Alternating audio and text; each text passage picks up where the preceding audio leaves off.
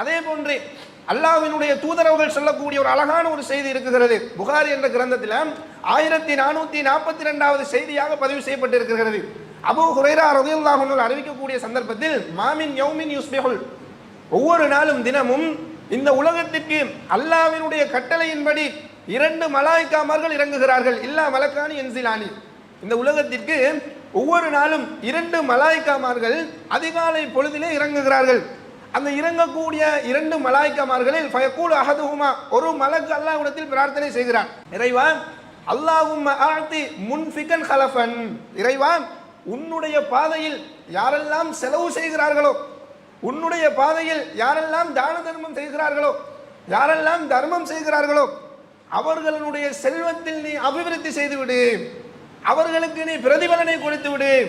இன்றைய நாள் உன்னுடைய பாதையில் யாரெல்லாம் செலவு செய்யக்கூடியவர்களாக இருக்கிறார்களோ அவர்களுக்கு நீ நன்மையை கொடுத்து விடு, அபிவிருத்தியை கொடுத்து விடு, அந்த அவர்கள் செய்ததற்குரிய பிரதிபலனை நீ கொடுத்து விடு என்று சொல்லி ஒரு மலக்கு பிரார்த்திக்கிறார். மனிதர்களினுடைய பிரார்த்தனை அல்ல, அல்லாஹ்வினுடைய கட்டளைக்கு மாறு செய்யாத பாவங்களிலிருந்து தூரமாக்கப்பட்ட மலக்குமார்கள் எங்களுக்கு பிரார்த்தனை செய்யக்கூடிய அளவுக்கு இந்த தாராள குணம் கொண்ட அந்த பழக்கம் இருக்குகின்றது என்று சொன்னால் எங்களுடைய வாழ்க்கையில் இந்த பழக்கத்தை அதிகரிக்க வேண்டும் என்பதை நாம் புரிந்து கொள்ள வேண்டும்.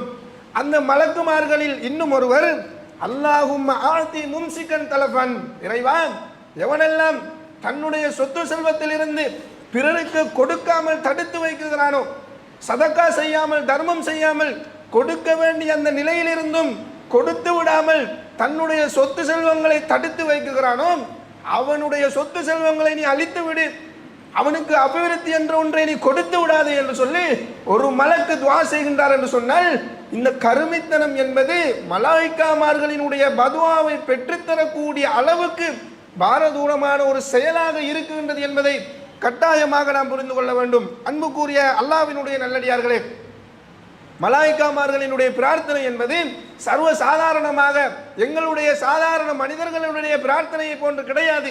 அல்லாஹ்வினுடைய கட்டளைக்கு மாறு செய்யாதவர்கள், பாவ கரைகளில் இருந்து தூரமாக்கப்பட்ட அவர்கள் ஒவ்வொரு நாளும் இறைவா யாரெல்லாம் கஞ்சத்தனம் செய்கிறார்களோ, தன்னுடைய பொருளாதாரத்திலிருந்து பிற மக்களுக்கு உதவி செய்யாமல் இருக்கிறார்களோ அவர்களினுடைய சொத்து செல்வங்களை நீ அழித்து விடு, அழிவை கொடு என்று பிரார்த்திக்கின்றார்கள் என்று சொன்னால் இந்த பாவத்தில் இருந்து நாங்கள் மீள வேண்டிய ஒரு தேவை இருக்குகிறது. அல்லாஹ்வினுடைய பாதையில் அதிகமாக கொடுக்க வேண்டிய ஒரு தேவை இருக்குகிறது. ஏழைகளை கண்டால், அனாதைகளை கண்டால், தேவையுடையவர்களுக்கு உதவி செய்ய வேண்டிய ஒரு கட்டாய தேவை இருக்கின்றது என்பதை இந்த செய்தியினூடாக நாம் புரிந்து கொள்ள வேண்டும்.